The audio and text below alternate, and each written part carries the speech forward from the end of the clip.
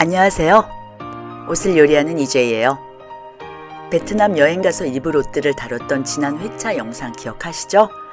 이번에는 그야말로 알록달록했던 4박 5일간의 하노이 여정을 텔링해 드릴게요. 태풍 카눈이 출몰하신다고 못 떠날까 염려가 되었었는데요. 계획한 대로 땡땡이 원피스 챙겨 입고 20년 만에 베트남 하노이를 다시 만난다고 생각하니 콩닥콩닥 가슴이 뛰던데요. 눈을 뜨자마자 저를 반갑게 맞아준 건 꽃이 한가득 꽂힌 화병 앞에 딱 놓인 세심한 웰컴 메시지였죠. 디즈니 뮤지컬 애니메이션 영화 엘칸토 마법의 세계의 주인공 미라벨도 있었고요. 그도 그럴 것이 제가 보러 간 절친 동생 샌디가 하는 일이 만화 캐릭터를 인형이란 존재로 입체화시키는 토이 디자이너거든요. 멋지죠? 모닝커피를 만끽하며 창문 너머로 아래를 내려다본 순간 놀라움을 금치 못하는 풍경이 펼쳐지고 있었는데요. 장난감 차들이 움직이는 것 같더라고요. 자동차 수보다 많아 보이는 오토바이들. 드라마틱하죠? 옷차림표대로 갖춰 입고 인사 다시 드릴게요. 반가워요, 여러분. 홍콩을 떠날 때 며칠 호텔에 묵는 동안 잘 입었던 카키색 허리띠 반바지와 핑크 탱크톱이 오늘을 책임져 줄 겁니다. 이번 뷰티 파우치는 마음에 아주 듭니다. 향수도 물론 뿌려줘야죠. 아니, 입어야죠. 후덥지근한 공기와 향수가 섞였을 때 나는 향이 전 좋더라고요. 향의 발현이 더 도드라진다고 할까요? 베트남에 왔으니 쌀국수 포 먹으러 나가야죠. 건물들이 어쩌면 이리도 날씬할까요? 베트남에 오래 산 다른 동생이 강력하게 추천한 곳으로 갔더니 오전 10시에 영업이 종료돼 인력거를 타고 또 다른 포 맛집으로 가볼 참입니다. 인력거를 타면 흥미로운 것이 도시 구경을 찬찬히 할 수 있다는 점이죠. 라이브 하잖아요.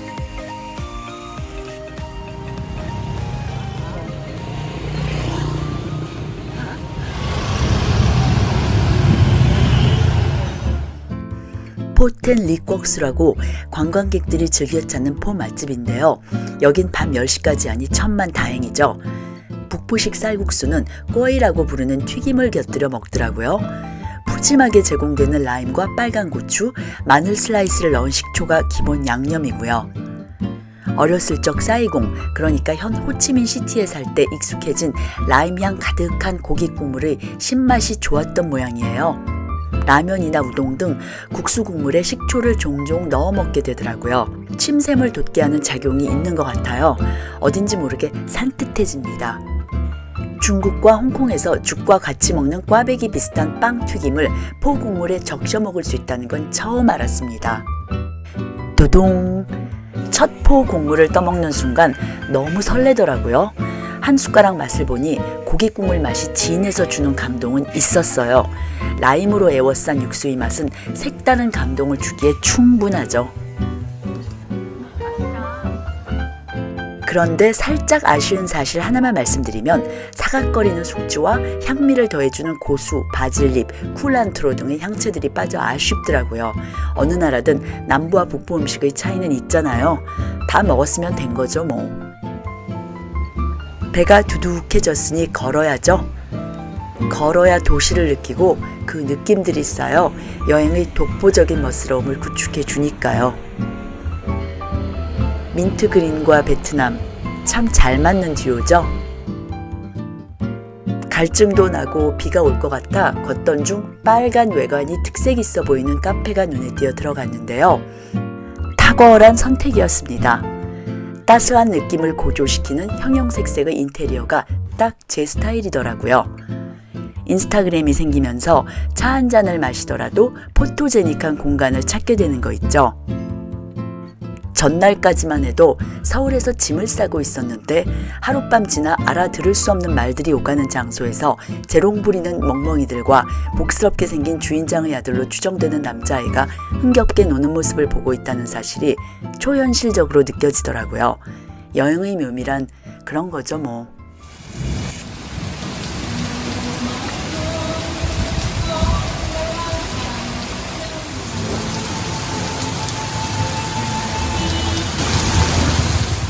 로컬 브랜드 숍을 둘러보는 것 또한 여행이 내주는 즐거움이죠. 예쁘다. 길이 수정 안 해도 되겠다. 안 해도 될 것 같아.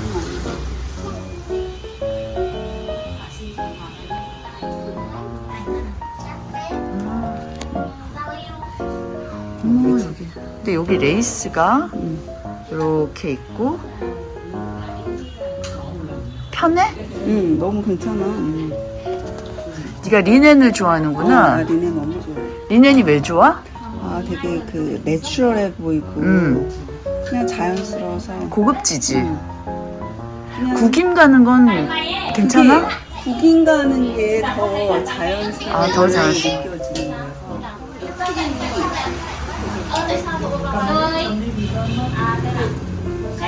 콤비네이션이 깔끔하다.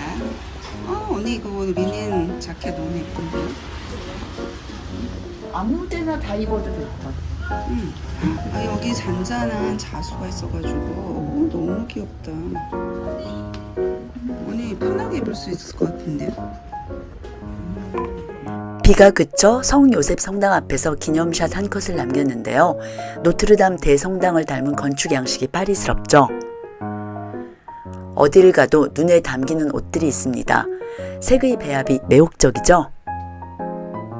꼭 가봐야 할 가게라고 추천받은 리우로 아트숍으로 들어가 봤는데요. 알록달록한 떼띠옷이 생각나는 예쁜 가게더라고요. 핸드메이드 제품들을 다채롭게 모아놓은 기프트숍인데 이것저것 뭐가 많습니다. 손맛이 듬뿍 느껴지는 그림 카드들과 동화책에서 볼 법한 소박한 그림들, 선물용품으로 좋을 것 같네요.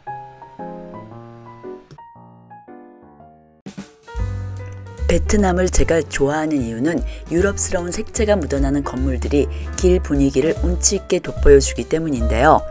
구시가지 36거리, 보는 맛, 걷는 맛이 독특합니다. 관광 상품들로 즐비한 쇼핑거리인 줄로만 상상했는데 아티스틱한 세월의 발자취가 낭만적이네요. 건물 2층에 있는 티 로딩 카페라는 곳인데요. 검색해보니 에그 커피가 맛있다고 평판이 자자하네요. 시내에 있는 김에 그 유명한 기찻길 거리를 가봤는데요. 실제로 기차가 지나가는 길이라고 해서 깜짝 놀랐어요.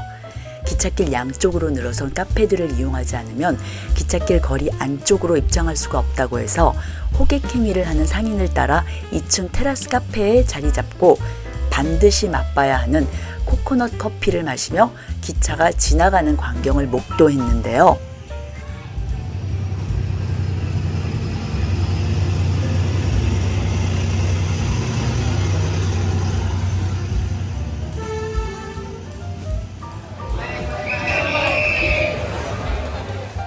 기차를 기다리며 이야기를 나누는 시간. 나중에 시간이 흘러서 이 사진을 보면 미소 짓지 않을까 싶네요. 우리 남편이 거기 비 올 거니까 꼭 가져가라. 이번 주에 비가 쫙이었었지.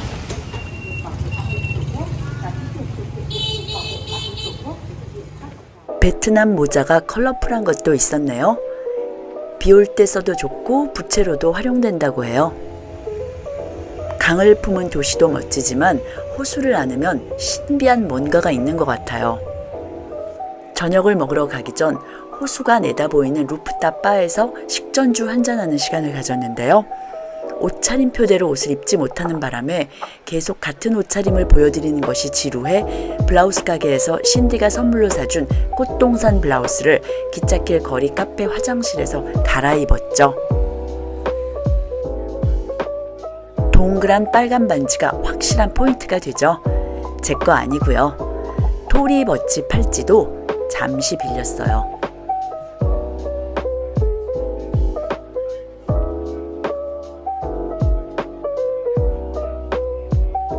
저녁 식사는 바비큐 거리에서 하기로 했어요. 세계인들이 진짜 많더라고요. 행인들을 정면으로 바라보며 식사하는 레이아웃이 재미나죠. 뭘 주문할지 모르겠더라고요. 망고의 천국이라 망고 샐러드 시켰고요. 베트남 맥주 마셔줘야죠. 다진 돼지고기에 새우와 채소를 섞어 쫀득한 쌀껍질에 말아튀긴 베트남식 만두 짜조에도 민트잎이나 바질잎 대신 일본 깻잎이 나와 새로웠고요. 바비큐는 꼬치식을 생각했었는데요. 철판에 마가린을 두르고 고기와 해산물을 지글지글 구워서 먹는 식인데 맛있게 먹었습니다. 아무래도 바게트 빵은 베트남 국민빵인 것 같아요.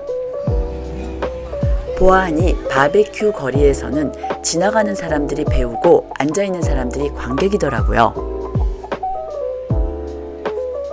저녁 식사를 마치고 귀가하는 길, 제가 정말 요긴하게 썼던 색색의 천 목걸이들이 있었거든요. 그런데 그걸 어느 가게에서 와장창 본 거 있죠. 싱가포르에 살 때 프랑스 친구한테서 샀던 목걸이들인데요. 너무 자주 써서 천이 닳아 없어지는 바람에 재회할 날이 언젠가는 오겠지 했는데 그날이 왔네요.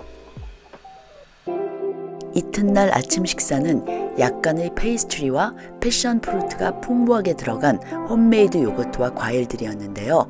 당도가 환상적이었어요. 햇빛이 눈부셔 아파트 옥상으로 올라가 모닝커피를 하자는 신디의 제안을 적극 수용한 결과 리조트 기분을 만끽할 수 있었죠. 모자 가져오길 잘한 것 같아요. 나무 벤치를 수놓은 동그란 햇빛 무늬들이 꼭 쿠사마 야오이의 점들 같다는 생각이 드네요. 야외에서 마시니 커피 맛이 더 좋은 거 있죠. 토요일을 장식할 차림으로는 흰 탱크톱과 흑백 체크무늬 버튼업 플레어 스커트로 정했습니다.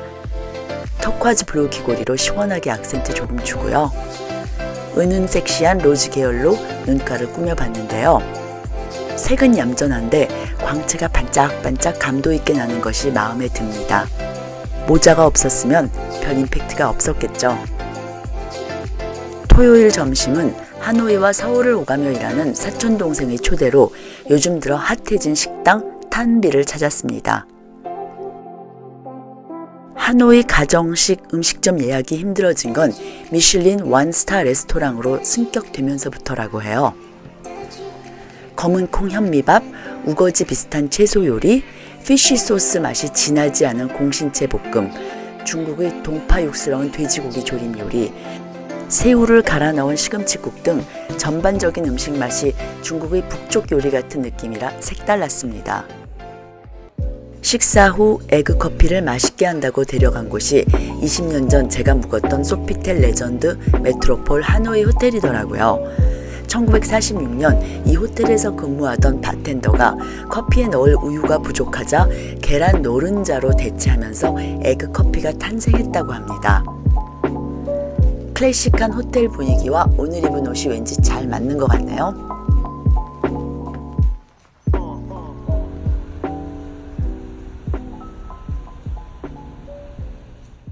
크리미한 커피 타임 후 저희가 간 곳은 베트남 민족학 박물관인데요. 한 프랑스 유튜버의 영상을 보고 가보고 싶은 마음이 들어 방문하게 되었습니다. 베트남의 소수민족 수가 54개에 이른다고 해요.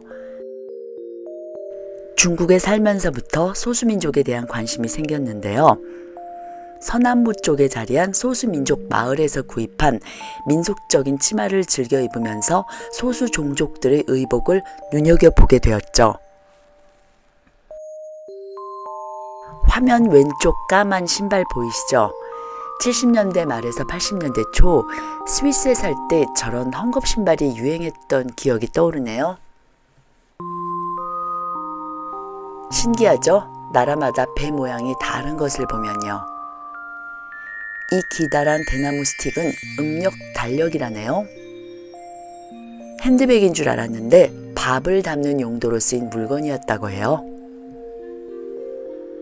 박물관 카페도 분위기 있죠? 목마를 때 코코넛 워터 마시니 어느 정도 가시더라고요. 집시스러운 색채로 옷 입은 소파가 어딘지 모르게 아늑하고 스타일리시해 보이네요. 인테리어 용품으로도 충분히 매력적이죠. 뮤지엄 숍에서는 아이 쇼핑만 했어요. 저희 흑백으로 패션 코드 맞춘 사실 말씀 안 드렸죠? 베트남의 길바닥과 플라스틱 의자들을 자꾸 보다 보니 무슨 세트장 같아 보이죠? 발이 피로해 마사지 하러 왔습니다. 시작 전엔 땅콩 강정과 차를 주고 끝난 후에는 연두부 질감의 코코넛 푸딩이 나오네요. 토요일 저녁은 집에서 편하게 샴페인 마시는 모드로 맞췄는데 좋은데요? 저를 위해 신디가 준비한 청포도 샐러드입니다. 한국 슈퍼에서 산 냉동 새우짜조와 석쇠향 나는 오돌뼈도 맛있었고요. 태어나서 처음입니다. 방실방실 웃는 계란 프라이를 아침 식사로 대접받아 보기는요. 전날 슈퍼에 들렀는데 모양이 유난히 동그란 토마토와 파릇파릇한 고수를 그렇게 찾더라고요. 그땐 상상도 못했죠. 계란 요리라 그다지 무겁지 않아 위 걱정 안 해서 좋더라고요. 하노이에 온 이후 너무 먹어서 칼로리 소진을 해주지 않으면 그대로 살로 굳을 것 같은 예감이 들어 1시간 다리 운동 좀 하려고요. 신디가 크로스 트레이너를 30분 하는 동안 전 트레드밀을 30분 하고 30분씩 하고 나면 바꿔서 또 30분 해주면 1시간 후딱입니다. 크로스 트레이너를 하기 시작한 건 얼마 되지는 않는데요. 일반적인 러닝머신에 비해 코어와 어깨까지 동원시켜 전반적인 근육 사용이 많아 좋은 것 같아요. 못해도 최소 밥 한 공기에 준하는 열량을 뛰어넘어야 마음이 편하겠더라고요. 함께하니 운동시간 소요도 빠르게 느껴지네요. 일요일의 패션 코드는 우아하게로 갈 겁니다. 이유인즉 점심에 가기로 한 채식 레스토랑 분위기에 제일 잘 어울릴 옷이 딥그린 실크 원피스라서요. 코디에도 변수가 생겼죠. 첫날 저녁 때 산 천 동그리 목걸이들 중 하나 해주려고요. 신디의 조언대로 모자 좀 써볼까 합니다. 옷이 딥그린이라 입술은 절제 있는 빨강이 페어링이 잘 되지 않을까 싶어요. 모자를 쓰니 어딘지 모르게 스타일리시해 보이죠? 매끄러움이 딥그린빛을 띠니 고급스럽죠? 실크는 입으면 옳더라고요. 붉은빛 외관에 딥그린이 잘 스며들죠? 여긴 우담차이라고 맛과 멋을 책임지는 베지테리안 식당으로 정평이 나서 찾게 되었어요. 계단을 오르면 좌측에 보이는 아치형 입구 너머로 펼쳐지는 테라스가 예쁘죠? 기온이 내려갔을 때 이용하면 싱그러울 것 같아요. 부처님 석상 3개를 비치한 인테리어가 사찰스럽죠? 저희 자리는 식사하는 공간에 들어서자마자 바로 왼쪽으로 잡혀 있었어요. 그런데 여기 식음료 퀄리티 장난 아닌데요? 고기 없이도 배부르게 맛나게 먹을 수 있는 음식 천국이네요.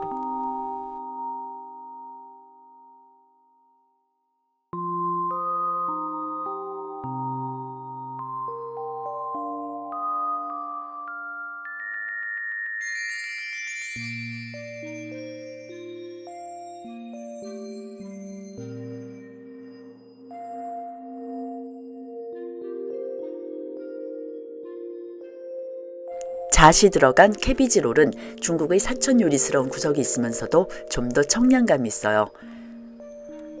트러플 클레이팟 라이스는 리조또 같은 식감이고요. 옥수수를 주 재료로 쓴 이 퀴노아 요리는 담백하면서 고소한 맛이 인상적입니다. 위층도 있어 올라가 보니 널찍한 식사 공간을 마주할 수 있었죠. 테라스도 있어 기념샷 한 장 남겨봤어요. 분홍색으로 사길 참 잘했죠? 딥그린을 돋보여주니까요.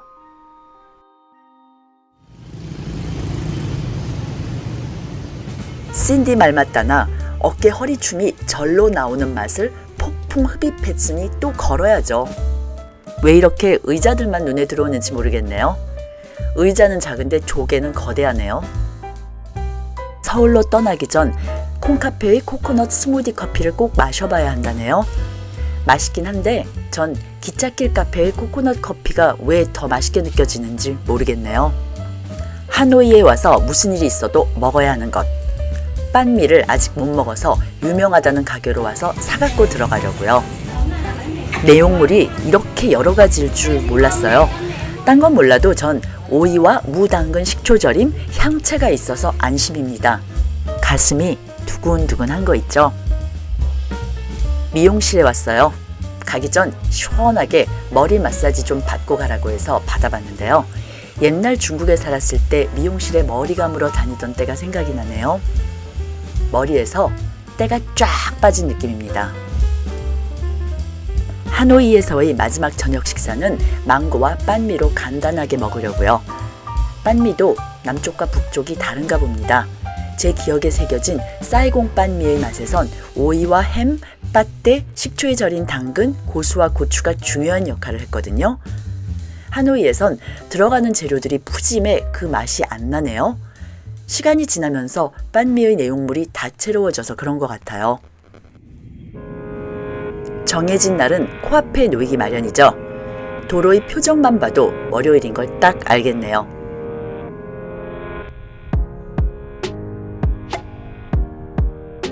비행기를 탈 땐 다리 동작이 원활한 긴 치마가 편하죠. 또다시 출발 모드 들어갑니다. 모자를 갖고 올까 말까 망설였는데 데리고 오길 잘한 것 같네요. 모자는 스타일템 맞는 것 같아요. 어머나, 제가 떠난다고 하니 날씨가 맑아졌네요. 포를 한 번밖에 먹질 않아 한 번 더 먹었는데요. 아쉽기 싫어서요. 포를 먹으면 어릴 적 살았던 사이공으로 데려다 주거든요. 하노이에서 보낸 짧았지만 쫀득했던 4박 5일간의 일상 텔링 여기서 마칠게요.